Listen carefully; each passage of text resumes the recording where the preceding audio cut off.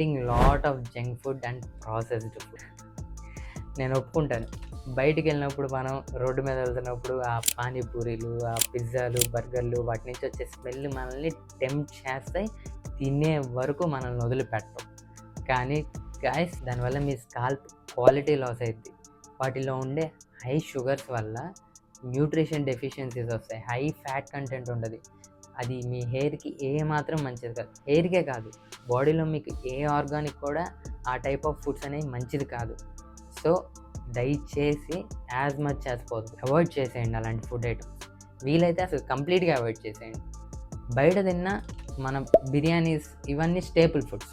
So అవి తిన్నా కూడా పర్లేదు కానీ అప్పుడప్పుడు పిజ్జాస్, బర్గర్స్, ప్యాకెట్ ఐటమ్స్ మాత్రం అసలు కంప్లీట్‌గా అవాయిడ్ చేసేయండి. వాటి వల్ల మీకు ఫ్యూచర్‌లో ఎప్పటికీ మంచిది కాదు. So avoid this. Next time మీరు ఆ ఫుడ్‌ని చూసినప్పుడు మీకు ఈ వీడియోనే గుర్తు రావాలి. అవాయిడ్ చేసేయండి.